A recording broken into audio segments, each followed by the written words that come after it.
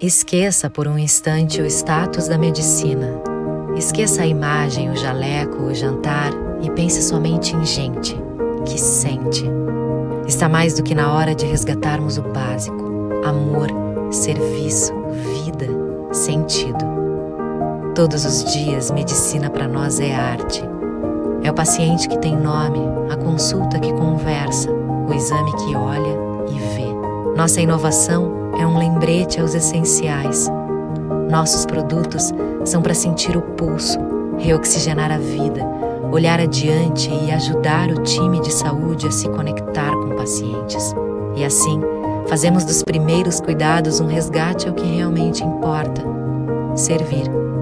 Porque servir é agir em direção ao outro.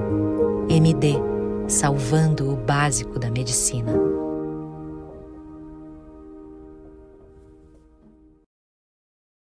Agora, porque o Sanaflix veio para mudar o jeito como você estuda medicina e mudar para melhor. Primeiro, você pode confiar na gente. Nós somos o maior projeto de educação médica do Brasil. E não é só porque temos estudantes em todos os estados brasileiros e em 10 países no mundo. Nem porque tem estudantes de medicina em mais de 300 faculdades do Brasil usando o Sanaflix. É porque temos uma equipe de mais de 150 pessoas trabalhando para melhorar a qualidade do seu estudo e a maneira como ele chega até você. Nós nascemos da vontade de revolucionar a maneira como você tem acesso à educação médica. A gente acredita que o valor que você dá para a oportunidade de estudar com a gente é o investimento no profissional médico que você vai conseguir ser. Por isso, é importante que você possa acessar a gente de onde estiver. Por exemplo, se você precisa usar o Sanaflix além do desktop, desenvolvemos o nosso aplicativo. Assim você pode otimizar seu tempo aproveitando o nosso material de qualquer lugar e com o mesmo conteúdo. Afinal, quem estuda com a gente sabe bem o que a gente tem de bom. São mais de 700 resumos para você fixar o que aprendeu, 300 fluxogramas para te ajudar a conectar os assuntos, 700 mapas mentais para estudar de forma ativa e, claro, mais de 1.600 videoaulas para assistir quantas vezes quiser. 4,5 de 5 é a nota geral das aulas por nossos estudantes. Elas são dinâmicas e objetivas e estão sempre melhores. Temos uma preocupação especial em aperfeiçoar a metodologia e a didática da nossa equipe de professores padrão USP. Eu acredito no Sanaflix e eu invisto meu tempo na preparação das aulas porque eu lembro de mim. Quando eu estava no 4º ano, eu tinha a disciplina da reumatologia que era muito difícil, eu quase bombei. Eu fico pensando, se eu tivesse a Aline para me explicar artrite reumatoide, com certeza aquela prova teria sido bem mais fácil. Quando eu comecei a entrar na área do ensino, eu ficava maravilhado, velho, eu consigo impactar positivamente na vida de diversas pessoas de uma vez só. O número de pessoas que eu estou impactando, velho, que eu estou ensinando e capacitando eles para que eles vão e na extremidade lá possam ajudar as pessoas e melhorar, sabe? E fazer um atendimento adequado, fazer um atendimento bem feito. Isso é sensacional, velho, isso é muito reconfortante. Estudar medicina não pode ser caro, tem que ser fácil. Aproveite nossos planos e assine agora. A partir de R$19,50 por mês você pode ter acesso a todo o conteúdo sem restrições. E se você ficou ainda na dúvida e quer fazer um teste, fique à vontade. Experimente o Sanaflix por 7 dias agora. Nós sabemos que a rotina do médico pode ser bastante cansativa. E decisões importantes precisam ser tomadas o tempo todo. E foi pensando em ajudar a otimizar o seu tempo que criamos o Whitebook. Através dele você tem acesso a várias ferramentas e conteúdos atualizados, para te ajudar a oferecer o melhor cuidado para o seu paciente e facilitar a sua prática médica. É informação de confiança, revisado por médicos especialistas. E o melhor de tudo é que você também pode acessar offline. Não é à toa que hoje 1 a cada 3 médicos e estudantes de medicina usam o Whitebook. Saiba mais, acesse nosso site e tenha respostas rápidas e precisas para a tomada de decisão clínica.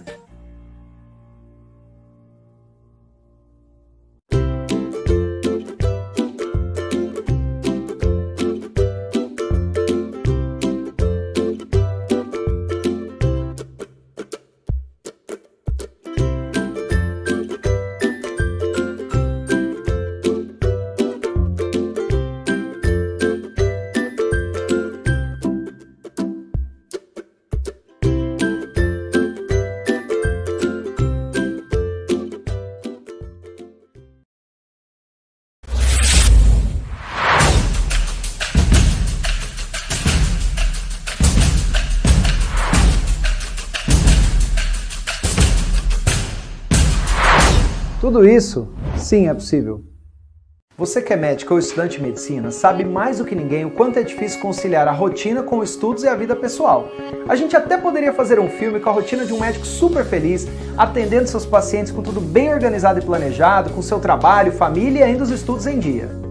Isso é possível? A resposta é sim, mas não é dessa forma que vamos te fazer compreender que podemos te ajudar a chegar muito longe na carreira médica e tornar essa vida real. Uma carreira médica exige muita dedicação, e a verdade é uma só.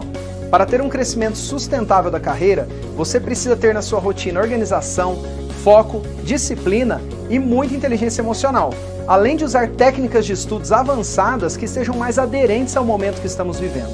E claro, usar ao máximo os recursos tecnológicos. E é isso que fazemos por você.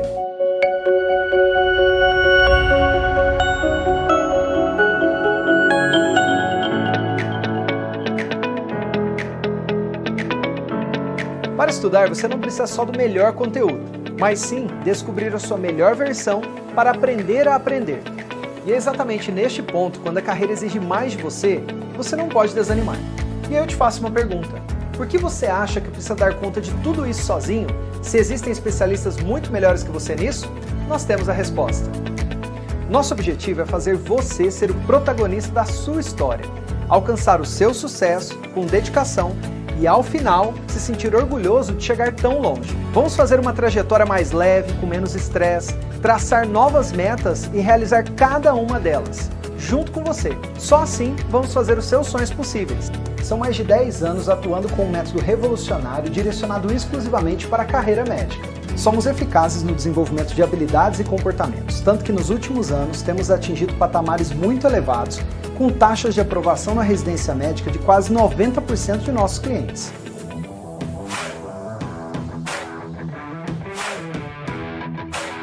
Os nossos treinadores são todos psicólogos que abraçam seus desafios e te ajudam a vencê-los. Nosso atendimento é 100% digital, o que nos permite chegar até você em qualquer canto do Brasil ou do mundo sem limites e sem fronteiras. Além disso, nosso diferencial imbatível é que todos os nossos programas são personalizados. Então aqui você será escutado, guiado, apoiado e desafiado durante todos os programas. Temos mais de uma dezena de métodos destinados para cada estágio da sua carreira médica, que facilitam o alcance dos seus objetivos. São mais de 30 mil médicos que consomem os nossos conteúdos, seja através de nossos programas, vídeos e e-books. E nós não paramos por aqui. Portanto, acredite, você não está sozinho nessa jornada. Vamos trilhar juntos o seu caminho de vitória. Se este também é o seu propósito, seja bem-vindo ao Med Performance.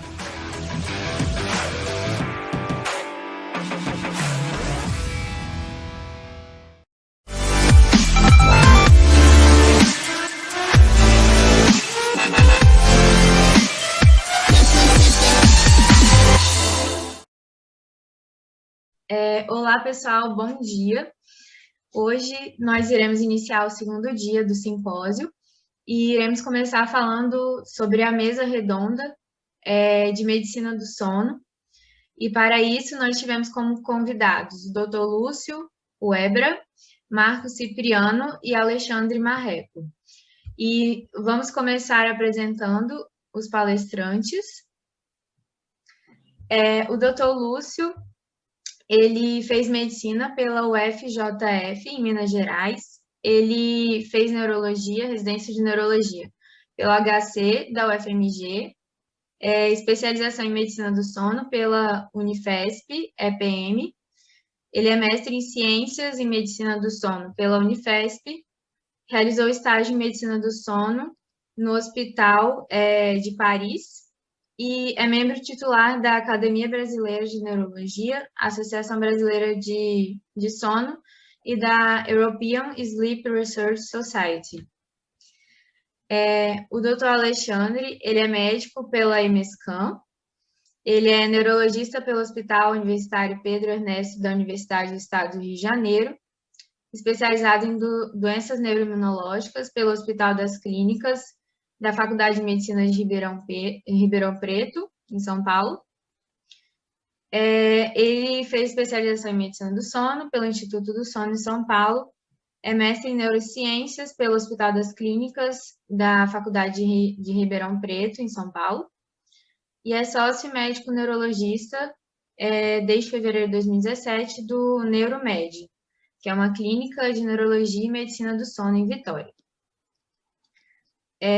O Dr. Marcos Vinícius Cipriano, ele também fez graduação em medicina pela Mescan, residência médica em psiquiatria no Instituto Raul Soares, residência médica em medicina do sono pela USP e atualmente atende como psiquiatra na Unimed, na unidade de custódia e tratamento psiquiátrico, o CTP, e é plantonista da clínica AUB. Então vamos lá. Boa noite, bom dia para vocês. Sejam muito bem-vindos à nossa mesa redonda, fiquem à vontade. E eu vou começar conduzindo as perguntas que ficaram estipuladas para a gente fazer. Só um segundinho. Então, vamos lá. Para introduzir o assunto, eu gostaria que o Dr. Lúcio falasse um pouco sobre como funciona atualmente a atuação dos profissionais na medicina do sono. Quem que pode atuar na medicina do sono hoje em dia? Há alguns anos surgiu, na verdade, o programa de residência em medicina do sono. Então, é um programa de residência que é um pouco recente, se não me engano, a primeira turma é de 2013, e antes disso já tinha alguns profissionais especialistas em medicina do sono, mas em geral eram profissionais que faziam alguma especialização fora, no exterior, mas o programa de residência ele é recente. Esse programa de residência, ele começou como uma área de atuação de algumas especialidades médicas.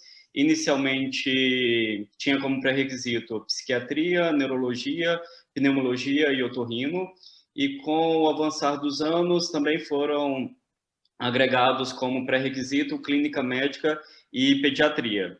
Então, hoje em dia, é uma área de atuação que, através da residência, tem esse pré-requisito em neurologia, psiquiatria, otorrino, pneumo, medicina, clínica médica e pediatria. Além da residência, existe uma outra forma de fazer uma especialização em medicina do sono. Existem alguns cursos que têm uma formação que, pelo menos de carga horária, é equivalente à da residência médica. E para ter o título de especialista em medicina do sono, tem que ter feito pelo menos a residência, então 1 ano de residência médica, ou o equivalente em um curso de especialização, então com a mesma carga horária, que é aquela carga horária de residência, que são 60 horas semanais por 1 ano. E essas pessoas que fizeram, as pessoas que fazem a residência médica, elas já conseguem registrar como área de atuação junto ao CRM, e as pessoas que fizeram um curso de especialização, elas passam por uma prova de título para ter esse reconhecimento através do CRM como especialista em medicina do sono, que tem essa área de atuação em medicina do sono. Então, é uma área de atuação que é reconhecida pelo CRM, pelo Conselho Federal de Medicina. Então, é possível você registrar a sua área de atuação e ter aquele RQE, que é o registro de especialista em medicina do sono. Uhum. Então, existe a residência médica que é de acesso direto para a medicina do sono? Então, não, ela tem esses pré-requisitos. Então, neurologia, psiquiatria, otorrino, pneumo, clínica médica e pediatria. Então, tem que ter uma residência antes em uma dessas áreas, e aí faz uma segunda prova, e aí tem o ingresso na residência de medicina do sono. Até os outros colegas se lembrarem, mas eu acho que os programas de residência atual em medicina do sono é da USP São Paulo, da USP Ribeirão, Unifesp, existe uma no Rio Grande do Sul, se não me engano, é do próprio HC, da Universidade Federal do Rio Grande do Sul, e a Unicamp também, se não me engano, também tem um programa de residência em medicina do sono. E quanto tempo que dura a especialização, em média? Contando a especialização que é pré-requisito e a medicina do sono em si. Aí vai variar um pouco, né, dependendo da especialidade que a pessoa tem como pré-requisito. Por exemplo, os neurologistas são 3 anos de residência em neurologia, depois 1 ano de residência em medicina do sono. Psiquiatria também é similar, 3 anos de psiquiatria, 1 ano de medicina do sono, otorrino também. Clínica médica são 2 anos, pediatria 2 anos, e quem fez pneumo acaba que fez 2 residências antes de entrar na medicina do sono, então 2 anos de clínica médica, 2 anos de pneumo, e aí faz um 5º ano em medicina do sono. A residência de medicina do sono tem essa duração de 1 ano, com a carga horária similar, que é o mínimo de 60 horas semanais. Uhum. Agora eu vou passar a palavra para o Dr. Marcos. Dr. Marcos, eu gostaria que você falasse assim, de como que é a abordagem do psiquiatra que faz essa subespecialização em medicina do sono. Quais que são as diferenças que você enxerga das outras especialidades, como neurologia, pneumologia? Uma coisa que eu noto assim na psiquiatria, na medicina do sono, é que muitos dos pacientes não chegam necessariamente para mim com queixas de sono, né, em primeiro lugar, né, a gente vê alguns quadros, muito comum, quadro de depressão, quadro de ansiedade, que é o comum da prática clínica, né, mas também pacientes, por exemplo, um quadro de transtorno afetivo bipolar e mania, que ao investigar esse paciente, né, a gente nota alguns sintomas também do campo da questão do sono, né. Por exemplo, ao investigar meu paciente com ansiedade, muitas vezes ele tem um quadro de insônia associado, né? O meu paciente deprimido pode apresentar um quadro de insônia, às vezes aquela insônia terminal, né? Eu vejo bastante nos meus pacientes idosos, né? Aquele idosinho que no finzinho da madrugada já desperta muito precocemente, não consegue dormir mais. Você vai investigando e você nota esses sintomas depressivos nesses pacientes idosos, né? Algumas depressões atípicas com aquela hipersonia ao longo do dia, né? Ou também quadros associados a partir do momento que eu estou acompanhando um paciente, né?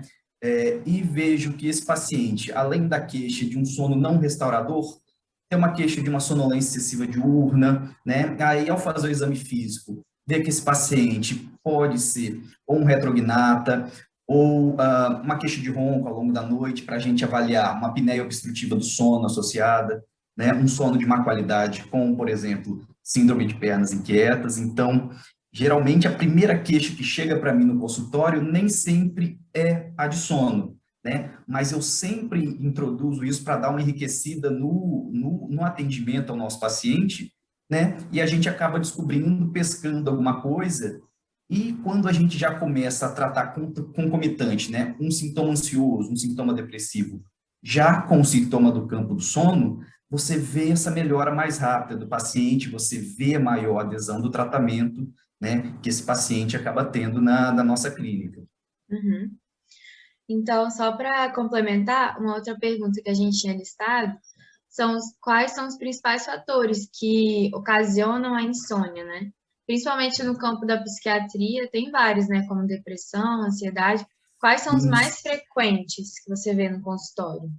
Eu vejo muita insônia comórbida, né? Nos meus pacientes com quadro de ansiedade, né? A gente está tendo, infelizmente, uma segunda epidemia, né? Que é a questão da ansiedade. A gente está tendo um aumento grande ultimamente, né?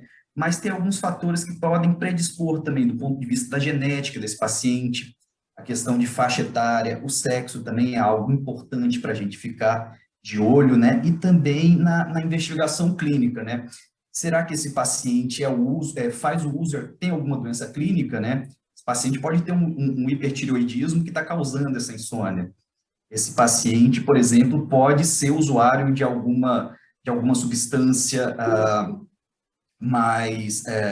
alguma anfetamina, né, pacientes que fazem uso excessivo de cafeína no ambiente de trabalho ou em casa, que também auxilia essa insônia desse paciente, né?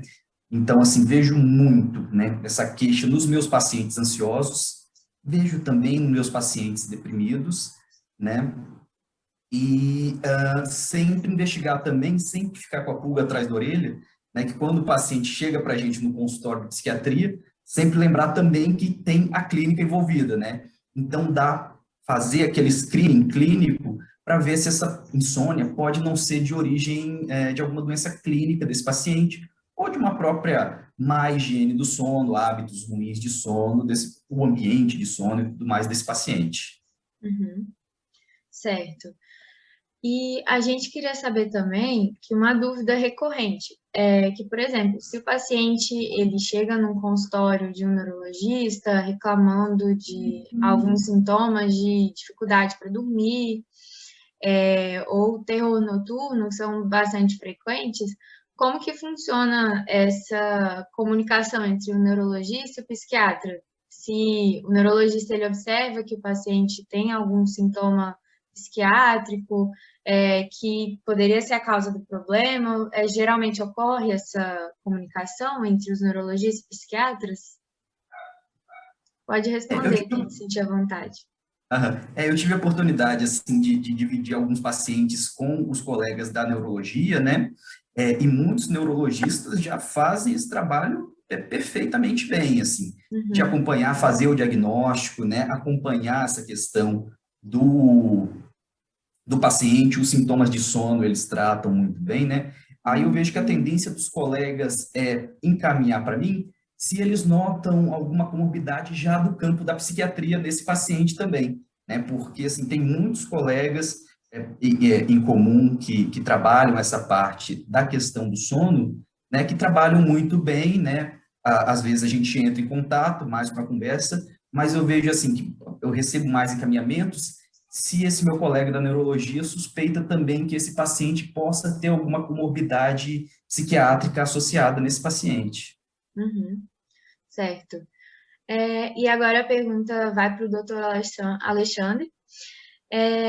A gente queria saber se existe, se é comum ter alguma causa orgânica, digamos assim, neurológica, para os distúrbios do sono. Se é comum ter as causas além das causas psíquicas.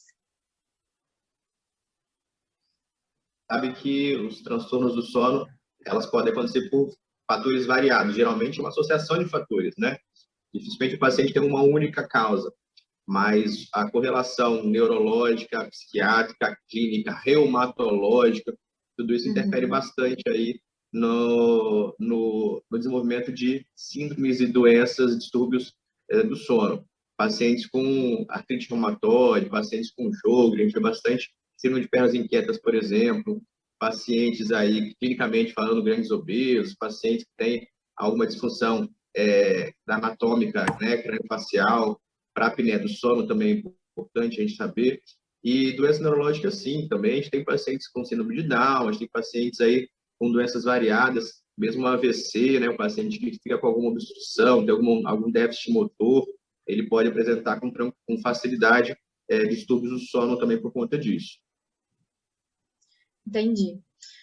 E a gente ficou na dúvida também que por conta da pandemia, várias pessoas desenvolveram alguns transtornos, alguns distúrbios do sono, causados muitas vezes por ansiedade, né, por aumento dessas mudanças, né, psíquicas. E vocês observaram um aumento do número de casos de distúrbios do sono, como a apneia do sono, terror noturno, não sei se esse é o termo certo. Vocês, os três, observaram algum aumento? Bom, eu posso falar um pouquinho. A gente tem, de fato, percebido um aumento na procura do médico do sono. Acho que talvez essa especialidade está sendo melhor conhecida, estão sendo melhor divulgados, os pacientes estão entendendo que roncar simplesmente não é uma coisa normal. Se o paciente não está acordando descansado, se a noite está sendo satisfatória, ele deveria procurar um médico do sono. Então, tem essa questão da conscientização, e a própria pandemia também trouxe uma série de repercussões aí, neurológicas e psiquiátricas também. Aí o Marcos aí certamente concordar comigo, que os pacientes têm apresentado muito mais transtornos de humor e associado também insônia, dificuldade aí de início, manutenção do sono. E os pacientes também, claro, né, com ganho de peso. Aconteceu na pandemia, o Brasil foi o país que mais teve ganho de peso durante a pandemia, e esse é um fator também predisponente para aparecimento da apneia do sono. Então, é mais um fator aí que a gente está vendo que, de fato, está aumentando a incidência no país. Não sei dizer ainda, a gente não tem estudos ainda, acredito eu, comparando aí com dados mais fidedignos, mas a percepção minha, de fato, é que o aumento foi substancial. Uhum. Eu acho que teve um comportamento diferente de acordo com o distúrbio do sono. Porque teve alguns pacientes que até se beneficiaram desse cenário da pandemia, principalmente aqueles pacientes que tinham uma privação de sono muito grande por conta de trabalho, às vezes de deslocamento, porque tinham que acordar muito cedo para fazer o transporte, para chegar ao trabalho, e com toda essa história de home office, às vezes uma estrutura diferente de trabalho de casa, ele pôde descansar melhor, dormir melhor, teve esse ponto positivo. Existe até uma revisão recente sobre o que aconteceu com a apneia do sono nos pacientes nesse período da pandemia. E uma coisa que eu achei intrigante foi que foi visto que os pacientes aderiram melhor ao tratamento, porque como eles tinham essa ideia de que a pandemia é relacionada com um distúrbio respiratório, então se eles têm um diagnóstico de uma dificuldade respiratória durante o sono, eles faziam essa associação. Então eu preciso tratar melhor a minha doença do sono, que é um distúrbio respiratório do sono, e eles viram que esses pacientes usaram muito mais o CPAP nesse período da pandemia. É claro que pode ter outros fatores, até isso, né, de ficar mais tempo em casa, acaba que consegue alongar o tempo de sono, às vezes usa maior tempo do CPAP também durante a noite por conta disso. Mas eu achei bem interessante isso, essa associação, de que os pacientes perceberam que se tem uma doença respiratória infecciosa acontecendo, e eu tenho um distúrbio respiratório, mesmo que seja um distúrbio respiratório do sono, talvez é melhor eu me tratar melhor, porque isso vai me dar uma condição melhor até para enfrentar o vírus, caso eu tenha uma infecção. E, bom, eu concordo que, assim, teve uma piora importante de transtornos do humor, depressão e ansiedade, e isso acaba facilitando para que os pacientes tenham mais insônia,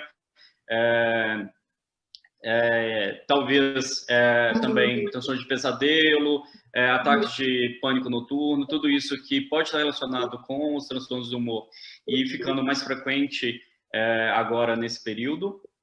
E a gente fez até, eu participo de um grupo de pesquisa, que é um grupo de pesquisa em sonolência diurna, e a gente acompanha diversos pacientes com diagnóstico de narcolepsia, que é uma doença neurológica do sono, e a gente fez um levantamento do que aconteceu com esses pacientes durante esse período da pandemia. E nesses pacientes a gente viu que eles tiveram uma dificuldade de acesso ao tratamento, seja porque diminuiu a renda, perdeu o emprego, as medicações não são liberadas pelo SUS, eles não conseguiram se tratar de forma adequada, e nesse contexto também de transtorno depressivo, ansiedade, acabam que às vezes priorizaram outro tipo de tratamento, tiveram outra questão, inclusive social, e não puderam ter um tratamento de forma adequada. Então, eu acho que a pandemia é um cenário bem complexo, e eu acho que atingiu de forma diferente diversos pacientes. Alguns até de forma positiva, que conseguiram se programar melhor, ter um horário de sono melhor, às vezes aumentar esse horário de sono durante a noite, e de forma negativa a grande maioria, por conta de piora de transtornos de humor, principalmente depressão e ansiedade. Uhum. Lúcio, eu não sei se é a sua impressão também, desculpa interromper, mas o home office foi, na verdade, eu acho que uma faca de dois gumes, né? Quem soube se cuidar, quem soube aproveitar para fazer uma rotina, se manter bem, que eu acho que a minoria se deu muito bem. Essa questão do deslocamento, certamente em São Paulo, principalmente, é um fator importante, mas eu vi muita gente que teve muita dificuldade, porque ela tinha que estabelecer metas, ela tinha que cumprir aquela carga horária, e a gente via que o paciente, muitas vezes, acabava ultrapassando a carga de horário de trabalho normal dela, acabava trabalhando 9, 10 horas consecutivas ali para cumprir metas, e chegavam aqui, né, desgastados, realmente por conta desse excesso de trabalho, mesmo em home office. Então, como não tinha mais horário de entrada e saída do trabalho, né, o trabalho acabou virando uma parte do dia todo do paciente, praticamente. Eu percebi também que existe uma piora importante aí nessa questão. Mas é claro a forma que o home office é lidado, né? Cada um lida de uma forma diferente. Eu acho que tem duas questões do home office também que é bem interessante, que atrapalha no sono. O primeiro que você ter o trabalho acaba sendo uma dica social. Então, assim, você tem toda a sua rotina relacionada com o trabalho. Então, você acorda regularmente aquele horário, porque você precisa acordar para ir para trabalhar. Então, você tem a sua rotina de trabalho e você volta do trabalho sempre naquela hora, que é o horário que o seu trabalho acaba. E isso é uma dica social muito grande que acaba auxiliando também com regularizar o seu horário de sono. E outra questão do home office que eu acho que teve um impacto grande em relação ao distúrbio do sono é a exposição à tela. Então, como muitas vezes os pacientes os indivíduos ficam privados de ter outra forma de lazer, o trabalho, às vezes, uma reunião que era presencial se torna uma reunião pelo Zoom, um congresso se torna um congresso pelo Zoom. Então, assim, as pessoas se expõem muito mais à tela, seja computador, televisão, celular, e às vezes essa exposição até horários bem mais tarde, que acaba ou deslocando a fase, né? Então o paciente dormindo mais tarde, acordando mais tarde, ou tendo sono fragmentado, causando insônia, tudo isso. Uma coisa que eu notei, assim, concordo plenamente com o que o Dr. Lúcio e o Dr. Alexandre falaram, né? E vendo no consultório que teve uma variação interessante de acordo com como o paciente conseguiu reagir, conseguiu lidar com essa nova realidade que foi exposta, né? Pacientes que se adaptaram bem ao sistema de home office, né? Tiveram a melhor questão do sono, né? Fizeram uma melhor higiene do sono, né? E, pelo contrário, pacientes que não se adaptaram, eu vejo muito nos meus pacientes que são professores, né? Que de uma hora para outra tiveram que se adaptar à rotina de dar aula online, né? Celular o tempo todo recebendo mensagem da questão de familiares dos alunos, questão dos alunos, da diretoria da escola, né? E eles traziam para mim, né? Pô, doutor, isso antigamente era de 8 da manhã, 5 da tarde. Agora é 10 da noite, estou recebendo mensagem de aluno, e isso ficando mais ansioso, porque tem aquela mensagem no celular, aquela cobrança, né? Gerando níveis maiores de ansiedade. Então, a nível de transtornos ansiosos, transtorno de humor, né? A gente notou um aumento no número de atendimentos, né? E foi bem relativo como o paciente conseguiu lidar com como ele conseguiu se inserir nessa nova realidade, né? Então, pacientes que eu tinha, né, alguns pacientes idosos que trazem que meio-dia, 1 da tarde, 2 da tarde, né, que já estavam aposentados, tinham sua rotina de exercício físico, 3 da tarde ainda estava de pijama, né? Então, você fugir daquela rotina, né, como o Dr. Lúcio abordou, poxa, tem o horário do meu trabalho, tem minha rotina de atividades, também do ponto de vista de atividades físicas, né, para sua diversão, para o seu lazer, essa mudança, assim, na sua rotina, no seu dia a dia, para alguns pacientes teve impacto positivo, para quem conseguiu se adaptar bem a essa rotina, e para alguns pacientes o impacto negativo para quem teve dificuldade de se adaptar a essa rotina nova, né? Certo. Mais alguém quer complementar? Vamos seguir, então. A próxima pergunta é em relação ao perfil dos pacientes que são atendidos no consultório, tanto do neurologista como do psiquiatra, né? Quais são as queixas mais recorrentes que vocês veem no consultório e como que é o perfil desses pacientes que vocês costumam lidar? Qual é mais ou menos a idade deles? Pode falar. Bom, vamos começar pelo Dr. Alexandre e depois a gente vai para o Dr. Marcos e Dr. Lúcio, tá? Desculpa, falhou aqui um pouquinho para mim. Você pode repetir a pergunta? Qual é o perfil dos pacientes? Tá escutando direitinho? Agora estou. Qual é o perfil epidemiológico dos pacientes que você vê no seu consultório? Qual a idade deles? Quais as comorbidades que eles apresentam relacionadas? E quais são as queixas principais que você recebe com mais frequência? Tá. Depende muito da queixa do paciente, né, de fato, né? O perfil varia bastante. A gente vê, por exemplo, a questão da insônia, a gente vê mais comum mulheres reclamando de insônia do que homens. Tem uma variação grande.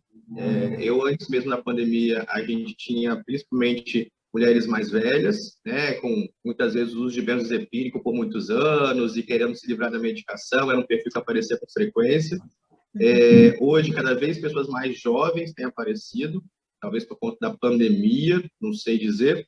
A gente percebe que a ansiedade está vindo mais cedo, a pessoa está tendo dificuldade de se organizar, a sua rotina, então, pacientes, mulheres mais jovens cada vez mais. Homens também têm aparecido com mais frequência, mas a prevalência de mulheres é ainda bem maior.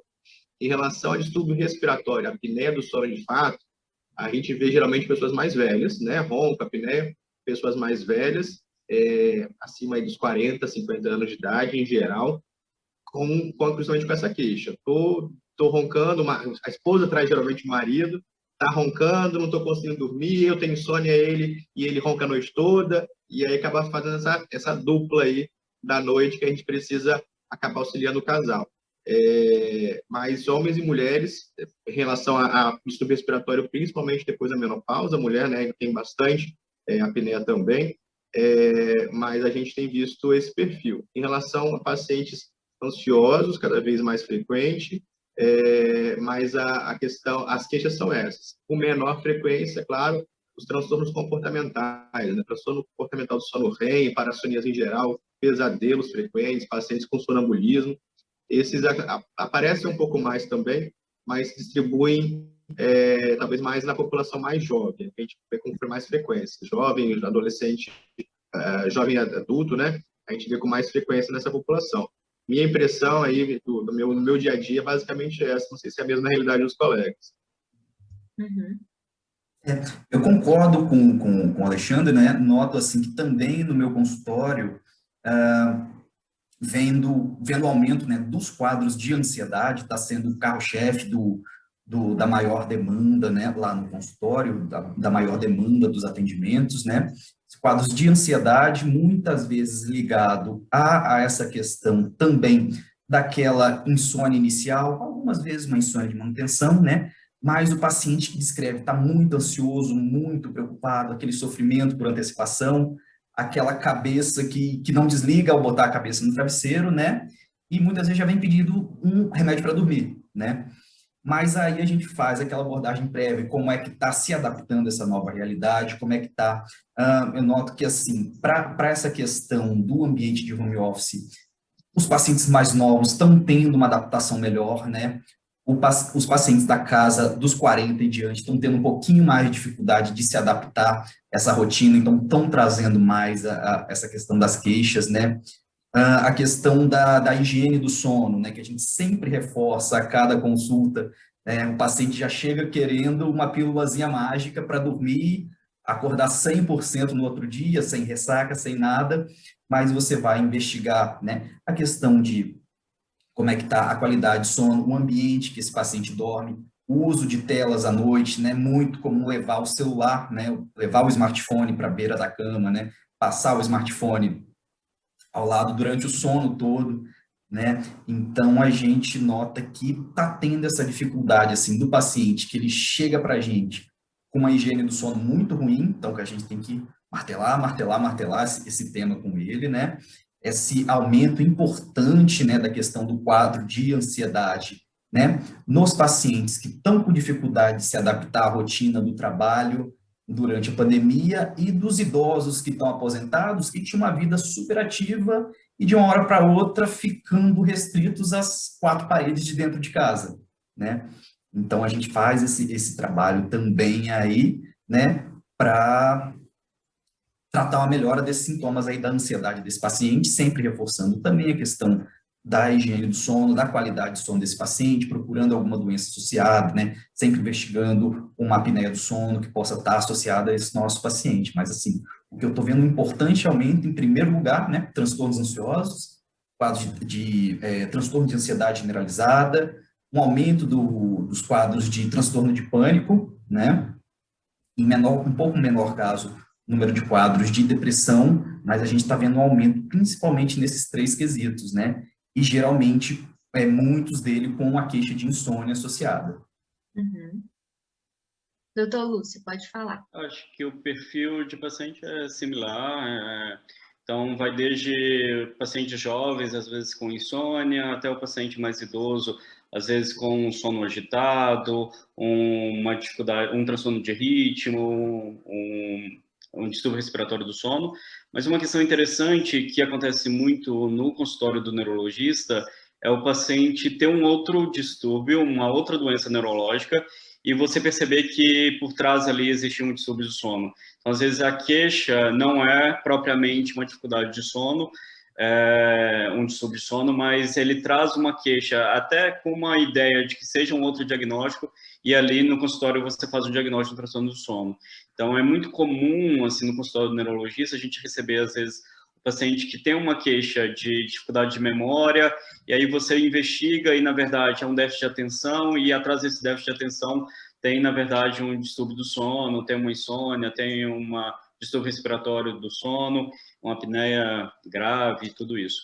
E, às vezes, o paciente você está tratando por um outro motivo, você já acompanha ele por algum motivo, ele descompensou e você vai reinvestigar aquilo, por que ele piorou, e às vezes tem um distúrbio do sono. Então, isso acontece muito nos pacientes com enxaqueca, às vezes eles se tornam pacientes com cefaleia crônica diária, ou com uma cefaleia que está de difícil controle, refratária analgesia, ou paciente que é epilético e por algum momento ele ganha peso e começa a ter crises com mais frequência, aí você vê ou ele está privando de sono, ou ele desenvolveu uma apneia e por isso dorme mal e com isso acaba tendo crise.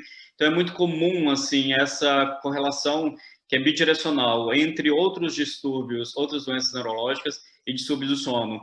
Isso é muito comum no consultório do neurologista. Às vezes você tem um paciente que te procurou por um outro motivo e você faz o diagnóstico em paralelo de um transtorno do sono, trata os dois juntos, e às vezes o paciente te busca com uma queixa que não era diretamente um transtorno do sono, mas que a origem dela é realmente uma dificuldade relacionada ao sono, seja respiratória, seja insônia, e isso é muito comum. Isso realmente, se eu for falar sobre a importância da medicina do sono, eu diria isso, que muito mais do que você ter um consultório especializado em medicina do sono, você, sabendo medicina do sono, você trata melhor o seu paciente, independente da queixa que ele tenha, independente do motivo que ele acompanha com você. Então, isso era para acontecer lá na graduação. Na graduação, a gente tem uma vivência muito melhor de medicina do sono e todo mundo, todo médico poder ter essa visão dessa correlação entre transtornos do sono e outras doenças, mas acaba sendo só mesmo, não digo nem na residência desses pré-requisitos, na residência de neurologia, psiquiatria, a gente também aprende muito pouco medicina do sono. Então, no Brasil, realmente, a gente aprende medicina do sono quando a gente faz residência de medicina do sono, e, na verdade, devia ser um tema que todo médico devia ter uma boa noção. Certo. Mais alguém quer acrescentar alguma coisa? Eu acho que o Lúcio falou uma coisa muito importante. A gente tem que ter uma cultura maior em relação à medicina do sono. A gente precisa entender como é que funciona, porque o impacto dela não é tão simples assim. É amplo, desde pressão, controle de pressão arterial, controle glicêmico, paciente com ganho de peso, o paciente que tem um transtorno de humor na psiquiatria. Então, um paciente que tem uma cefaleia, muitas vezes a gente chega no consultório, o paciente passou por 200 médicos, e chega, doutor, ninguém consegue tratar a minha dor de cabeça. E aí você vai conversar com ele e pergunta, e o sono? Não durmo. Mas ninguém nunca perguntou para ele antes, sabe? Não é uma deficiência, não é um problema, não é um erro do neurologista em si, é porque a gente não é formado para isso. O clínico geral, desde a faculdade de medicina até mesmo a residência, mesmo em áreas que são importantes, né, como essas áreas que, como o Lúcio falou, que tem uma especialização posterior em medicina do sono, a gente não é orientado nesse sentido. E a menos que você vá buscar ativamente ali essa formação, você não ouve falar praticamente de medicina do sono.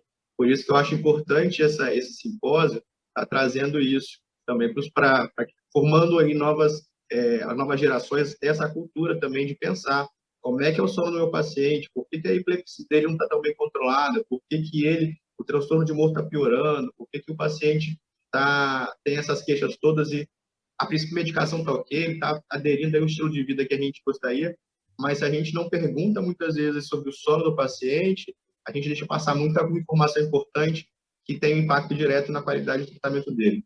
Uhum. E além, às vezes, de não perguntar, acontece do paciente, às vezes, levar a queixa e o médico não tem muita experiência, aí ele dá só uma medicação para dormir, só um hipnótico, e nunca mais é abordado aquele tema. Então, inicia aquela Sim. medicação, vai ficar para sempre, e talvez nem era o diagnóstico, nem era o melhor tratamento e tudo. E outra questão cultural que existe no Brasil é do próprio paciente. O próprio paciente, ele minimiza as queixas de sono. Então, é pouco comum o paciente buscar um atendimento por conta de um distúrbio do sono, se ele não vai por um outro motivo, assim, ele buscar um atendimento só por conta de um distúrbio do sono não é tão comum, e muitas vezes ele traz aquilo como se fosse um comportamento dele. Então, eu ronco, é porque todo mundo na minha família ronca, isso é normal. Ou eu tenho dificuldade para dormir, eu acordo muito cedo, eu tenho fadiga, sou sonolento, é porque eu nasci assim, era para ser assim. Então, essas queixas são muito minimizadas e é difícil, assim, às vezes o paciente buscar um atendimento por conta disso, principalmente na rede pública, aí é ainda mais difícil, mas muitas vezes o paciente, essa queixa vai estar junto com uma outra queixa e talvez o principal motivo dele buscar um médico e, na verdade, ele vai buscar com uma outra queixa para justificar isso. Uhum. Eu concordo muito assim com o que o Dr. Lúcio e o Alexandre falaram, né? Porque é interessante como o sono, a princípio, é um terço, né, da nossa vida e como acaba sendo pouco comentado, tanto na nossa formação como médico, né? Na nossa formação, na nossa residência, os colegas neurologistas, a gente da psiquiatria, as outras áreas também que são pré-requisitos para a nossa formação em medicina do sono, assim como também é pouco explorado na questão de mídia para o público em geral, né? A pessoa vê muito pouco sobre isso em comparação com outros quadros de saúde, né? Transtorno de sono, a apneia são quadros bem prevalentes na nossa população, é muito pouco falado e geralmente os próprios pacientes acabam não procurando isso, né? Como o Dr. Lúcio falou, levam isso como algo normal, algo corriqueiro de família e acabam tendo acesso a esse tratamento bem mais tarde, né? E só para complementar também, vocês veem como é importante, né, hoje em dia, a rede social, né? Porque muitas pessoas acabam tendo essa informação sobre a importância de ter um sono de qualidade para prevenção de várias doenças e também de doenças que podem estar causando, né, distúrbios do sono. E como vocês veem isso? A rede social, ela pode ajudar a trazer essa informação? Sim, a rede social é um aliado importante, né, da gente poder trazer essa informação para o paciente, levantar essa dúvida para ele, poxa, será que eu tenho um problema de sono? Estou precisando ir no médico para dar uma Muitas vezes é olhadinha falta de nisso, né? informação, né? Muitas vezes é falta de informação, assim como o acesso que a gente tem à rede social, muitas vezes na telinha do celular, né? A gente tem que ficar de olho também se isso pode não estar causando problemas, se não estou levando esse celular para a cama. Realmente. Uhum. Então, mas o alcance das redes sociais, né? A princípio a gente vê como cresceu, por exemplo, o Instagram, né? E nova geração é muito mais da tela de celular na mão do que na frente da TV. Então, você ter acesso a essa informação, principalmente na rede social, acredito, quanto mais puder ser divulgado, né, mais acende a luzinha de alerta para esse paciente vir procurar ajuda e conseguir tratar essa questão do sono dele. E muitas vezes os distúrbios do sono, eles podem ser tratados somente com medidas comportamentais, né? Com mudança de estilo de vida, praticar exercício físico, ficar menos na frente das telas. Então, é muito importante. Às vezes, a informação é suficiente, né, para o paciente melhorar a qualidade de vida dele. Com certeza. Eu acho que o cerne, tirando, claro, patologias respiratórias, né, distúrbios respiratórios, o cerne da medicina do sono é a higiene do sono.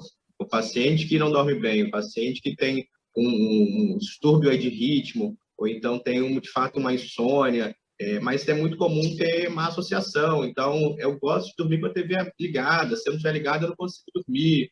Ou então, eu vou levar o celular para a cama hoje, nessa nova geração. É o mais comum, tem pacientes que falam que levam o notebook para a cama para ficar assistindo filme, sabe? Ver maratona Netflix. Então, assim, a gente tem que preparar o nosso corpo para entender que está chegando a hora de dormir. A gente tem que dar dicas para ele. Como a gente falou, dicas do trabalho, a gente tem uma rotina, horário para acordar, horário para se alimentar, horário para fazer uma atividade física. Tem que ter um horário para você deitar, dormir, para você se preparar para dormir. Seu cérebro tem que fazer essa associação, porque se você passa essa pandemia, o dia na cama, vendo televisão ou no celular, desliga tudo e vira para o lado e quer dormir, isso não vai acontecer. Seu cérebro não está entendendo o que ele tem que fazer. Então, as medidas comportamentais são sérias. Medicação vai ajudar, tratamento psicológico certamente vai ajudar, mas se o paciente não modifica o estilo de vida dele, alimentação, atividade física, higiene do sono aí é fundamental, as coisas não andam. A verdade é essa. Uhum. Agora, em relação ao meio científico da medicina do sono, vocês veem que tem muito a se explorar ainda nessa área da medicina? Como vocês enxergam para o futuro a medicina do sono? Eu acho que, na verdade, o conhecimento do sono é muito recente, né? Então, existem questões super importantes da medicina do sono que são da década de 70.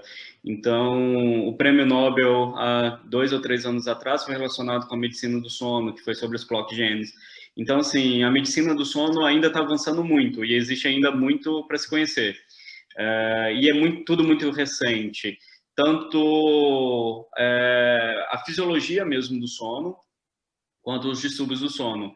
Então, assim, eu acho que existe uma perspectiva muito grande de crescimento, tanto no meio científico, quanto também da clínica, da assistência clínica. Eu acho que muito vai ser mudado ainda e tem muito que descobrir ainda. Uhum. Doutor Marcos e doutor Alexandre, querem complementar? Eu acho que é isso mesmo. Acho que a gente está numa área médica ainda muito recente. Então, a gente tem muita informação aí chegando e cada vez mais estamos estudando sobre o assunto. O Epissono, né, o estudo realizado em São Paulo, traçou o primeiro perfil aí dos pacientes com transtornos do sono em São Paulo, né, o primeiro estudo brasileiro. Então, de lá para cá, a gente está aprendendo cada vez mais, está tentando entender melhor esses pacientes e também como esses distúrbios impactam a vida de cada um deles, né? Quais são os prejuízos que eles podem trazer. Os critérios estão modificando a todo momento, né? Atualização aí para poder estagiamento do sono, para poder fazer uma classificação dos pacientes, com identificar os pacientes. Antigamente a gente usava o IH, simplesmente, o índice de apneia e hipopneia para transtorno respiratório. A gente entende que a saturação é um tempo importante, o tempo de fato de apneia. A gente tem que pensar aí quando que acontece essas apneias, é no sono REM, o impacto metabólico que traz para o paciente. Então, cada vez mais a gente está aprendendo isso, a gente está se atualizando, mas é uma área que a gente tem muito a descobrir, com certeza, pela frente. A gente vê como a medicina do sono, né, como o doutor Luciano e o doutor Alexandre falaram, é uma ciência bem recente, né? A gente ainda está avistando só a pontinha do iceberg, tem muito ainda a ser pesquisado, muito a ser trabalhado, a ser publicado nessa área. É uma linha de pesquisa, é uma área de atuação gigante, são quadros que acometem uma grande parcela da população, né? E é isso, é estimular o estudo em cima disso, é estimular o aprendizado em cima disso, né? A produção científica em cima disso, porque, assim, tem muita estrada pela frente para ser estudado, para ser trabalhado, para ser descoberto na medicina do sono. Uhum. Existe até perspectivas até de outras doenças, principalmente do campo da neurociência, somente neurodegenerativa, que talvez o tratamento, a cura, esteja relacionado com o sono. Então, cada vez mais a gente entende que existe um papel do sono no desenvolvimento do Alzheimer, do sistema linfático. A gente vê que, por exemplo, no paciente com doença de Parkinson, eles, durante o transtorno comportamental do sono REM, eles não têm sintomas parkinsonianos, então pode ser que existe alguma chave ali dentro do sono que talvez modula os núcleos da base, talvez o tratamento esteja por ali.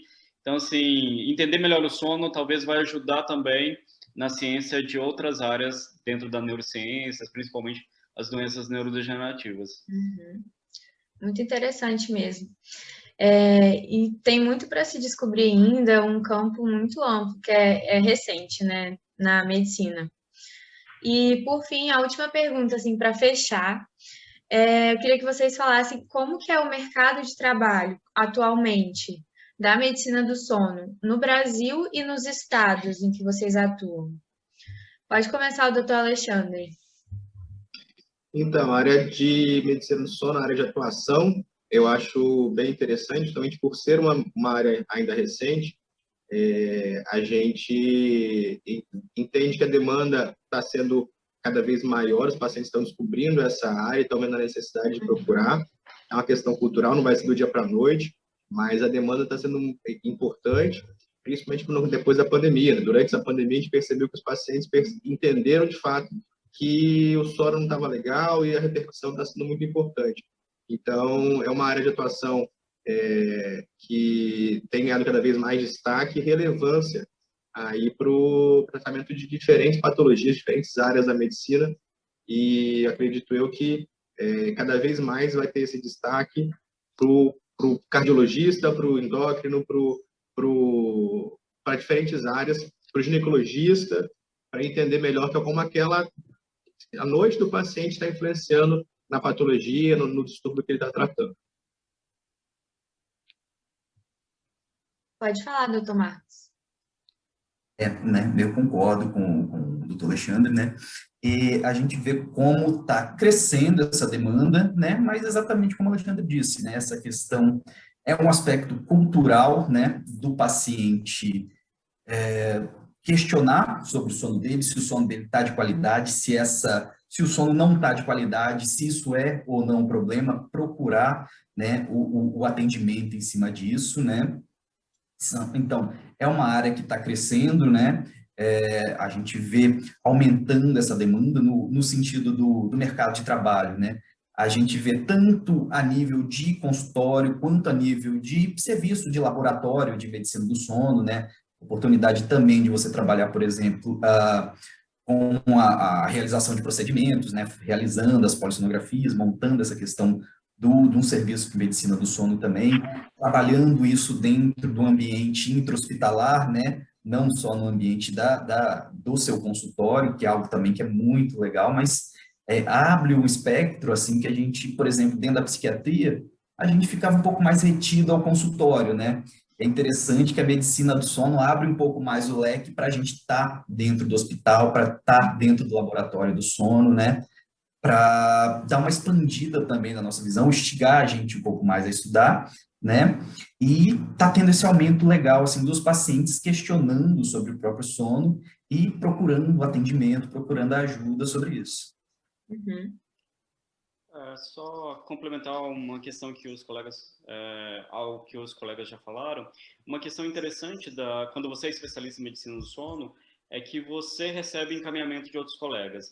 Então, você recebe, às vezes, paciente de outro neurologista que está tratando com outro neurologista, às vezes enxaqueca, às vezes epilepsia, e existe uma questão do sono ali, e aí ele quer que você, a sua avaliação para ajudar ali no controle daquela doença, e você recebe também pacientes de outras especialidades.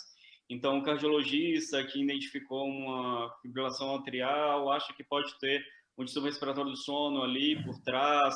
Então, o endocrinologista que está com dificuldade de controle de diabetes ou porque o paciente está com obesidade, difícil tratamento, suspeitou de apneia do sono. Então, existe essas duas vias de entrada também, tanto de um colega da sua mesma especialidade, então um outro neurologista que te encaminha o paciente para lidar com uma situação de medicina do sono que é mais complexa às vezes, e pacientes de outros especialistas que também existe essa interface com outras doenças, ele precisa às vezes da sua avaliação, do seu tratamento. Então isso é uma questão interessante dentro do mercado de trabalho da medicina do sono, que você acaba sendo referenciado por outros colegas, existe essa interação com outros colegas. Uhum. Legal. Mais alguém tem algo a acrescentar sobre essa última pergunta? Então, tá bom. Então, a gente pode concluir, né? Se alguém mais quiser dar a última palavra, mas só concluindo, né? Que a gente percebe que a medicina do sono é uma área que tem muito a expandir, a contribuir para a medicina ao todo, né? Em todas as subespecialidades, a gente vê inter-relação. Então, a gente vê a importância de todos os médicos saberem um pouquinho, né, da medicina do sono. Infelizmente, na faculdade, a gente não aborda muito isso, né, por questão de tempo, e acaba deixando de lado, mas a gente vê que é muito importante mesmo. E quanto mais acesso o paciente tiver a um profissional que saiba lidar, né, conduzir, orientar, vai ser melhor para a qualidade de vida, né? Então é isso, se alguém tiver mais algo a falar para concluir, a gente encerra a mesa redonda, se ninguém tiver mais nada para falar. Então é isso. Muito obrigada pela presença de vocês, doutor Lúcio, doutor Marcos, doutor Alexandre. Foi uma honra ter vocês com a gente no nosso simpósio. Ficamos muito felizes e foi ótimo, foi show de bola. A mesa redonda, a gente aprendeu muito, né? Espero que quem estiver assistindo a gente também tenha aprendido e gostado. Então é isso. Bom dia a todos e a gente encerra aqui a mesa redonda. Tchau, tchau. Tchau.